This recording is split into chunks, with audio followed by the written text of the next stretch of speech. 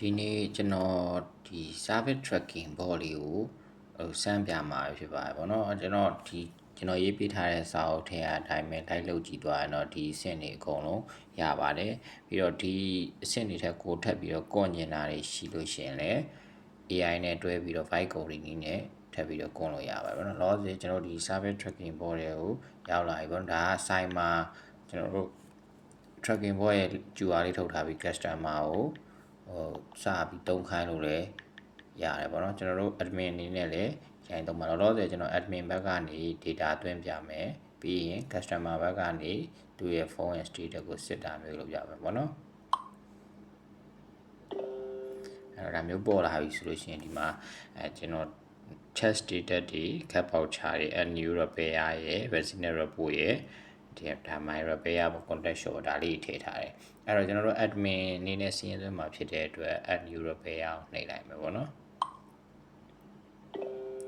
ဒီမှာ model နာမည်ပေါ့ model နာမည်ပေါ့နော်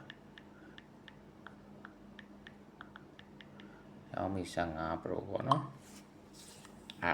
ဥပမာပေါ့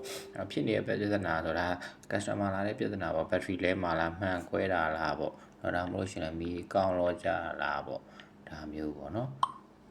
ပေးလိုက်မယ်ပေါ့ပြီးလို့ရှင်ဒါကတော့ခံမှန်းရေးကုန်ကြစရိတ်ပေါ့နော်ကုန်ကြစရိတ်က9000ပေါ့နော်အဲ့လိုထည့်လိုက်မယ်လို့ဆိုပြီးလို့ရှင်ဒါကတော့ဝယ်သူဖုန်းနံပါတ်ကကျွန်တော်နမူနာအနေနဲ့ပဲထည့်လိုက်မယ်35689ဒါဆိုလို့ရှိရင်ကျွန်တော်လိုအပ်တဲ့ချက်လက်လေးထည့်ပြီးသွားပြီပေါ့ဒါဆိုလို့ရှိရင်သူကဒီမှာဒါမျိုးပေါ့နော် message နဲ့လည်းလာရတယ်ပေါ့နော်ဒီမှာ data ကိုအကုန်သွင်းလိုက်ပြီး repair ID ဆိုတာဒီ ID ကို customer မှတ်ထားပြီးပြန်စစ်လို့ရမှာပေါ့နော်အဲ့တော့ Xiaomi 15 Pro Mi ကဒီမှာ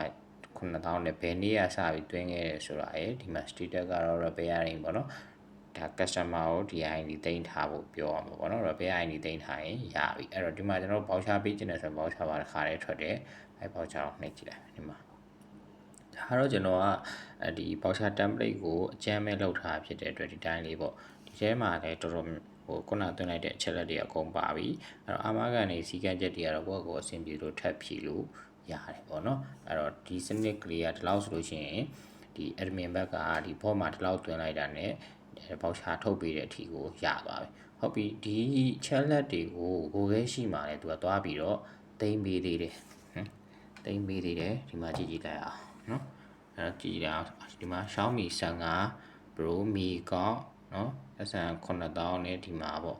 ဒါကသူ့ရဲ့ဖုန်းနံပါတ်ပေါ့နော်ဒီနေရာမှာတော့ repair ID ချက် ID customer ရဲ့ Telegram ID မပေါ်သေးဘူး customer ကသူ့ရဲ့ repair ID နဲ့နော်ပေါ်မှာ check လုပ်လိုက်တာနဲ့ဒီနေရာမှာ customer ID လာပုံပဲပေါ့ပြီးလို့ရှိရင်ကျွန်တော်ဒီမှာ repairing ပေါ့လောလောဆယ်ပါတော့เนาะအဲ့တော့ကျွန်တော် customer ဘက်ကနေတစ်ချက်စစ်ကြည့်အောင် customer ကကျွန်တော်ဒီ reference code လေး REB006 ဆိုတာကိုမှတ်ထားပြီးရတယ်သူကဒီမှာ chest data ပေါ့เนาะသူ့ရဲ့ဒါဒီ service လုံး tracking လုပ်လို့ရတဲ့ဟာပေါ့အဲ့ repair ID တောင်းပြီ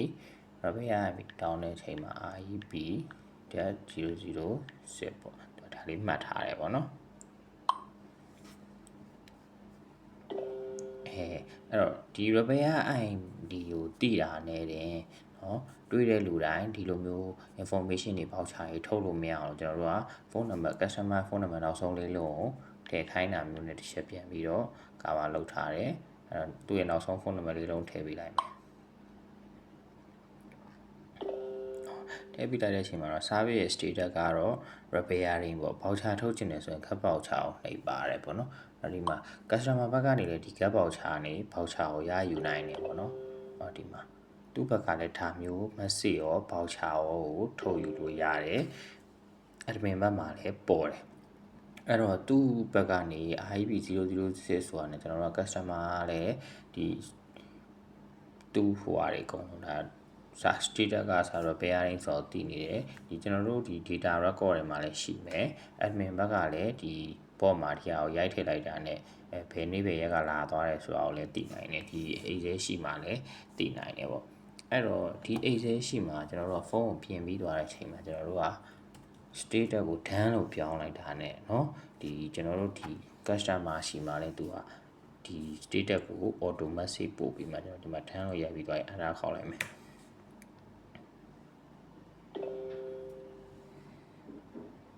အကြည့်ကြည့်ဟောဒီမှာဆိုလို့ရှိရင် update INIB 006ဒီရန်ဖြစ်သွားပါပြီပေါ့ဒါဆိုလို့ရှိရင် customer သူ့ရဲ့ဟိုဟာကိုလည်းပြောရမယ်ဆိုလို့ရှိရင်များတိသွားပြီပေါ့ဒီဖုန်းကပြီးသွားပြီဆိုတော့တိသွားရတော့သူလာရွေးလို့ရပြီပေါ့တကယ်လို့လာရွေးတဲ့အချိန်မှာတော့ကျွန်တော်တို့ကဒီ customer ရဲ့ဒီဖုန်းတွေကနေဒါမျိုးဟိုပေါ့ကျွန်တော်တို့ဘောနဲ့ပြောထားတဲ့ဟာလေးကိုတစ်ချက်ဝင်စစ်လိုက်တာနဲ့ပိုင်ရှင်ဟုတ်မဟုတ်လဲတန်းပြီးတော့တိနိုင်ပါတယ်ပေါ့နော်အဲ့တော့ဒီဒါ customer ဘက်ကလည်းသူ့ရဲ့ service အပ်ထားတဲ့အလုံးကိုtracking လုပ်နေလို့ရတယ်လို့ admin ဘက်ကလည်းဒီ status ကိုပြောင်းလိုက်တာနဲ့ဘာမှ customer ရှိကိုဖုန်းဆက်ပြီးတော့ပြောနေကြမလို့ဒီပို့ပြီးသားဖြစ်သွားမှာပါเนาะအဲ့တော့ကျွန်တော်တို့ကဒီတခြားလောက်ဆောင်ချက်တွေအနေနဲ့ဆိုလို့ရှိရင်ဒီမှာ customer တွေကိုကျွန်တော်တို့အနေနဲ့ promote ပေးတဲ့အနေနဲ့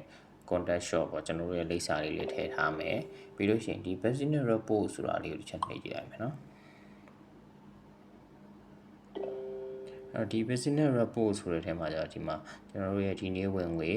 ဖုန်းနှလုံးလားနှလုံးတော့ဝင်ငွေရှိမယ်ပေါ့နော်ပြီးလို့ရှိရင်ဒီလရဲ့လစဉ်ဝင်ငွေတွေပါမယ်ပြီးလို့ရှိရင်အလားဆုံး model ပေါ့နော်ဘယ် model တွေကတော့အလားပြင်တာအများဆုံးလဲဆိုတာကိုသိနိုင်တယ်ဒီကနေကျွန်တော်တို့ကနေမှကိုယ်ဆိုင်ရဲ့ဝင်ငွေထွက်ငွေတွေလည်းသိနိုင်သလိုဘယ် model တွေကကိုယ်ဆိုင်မှာအလားအများဆုံးလဲကိုကဒီ model နဲ့ပတ်သက်တဲ့ error တွေကို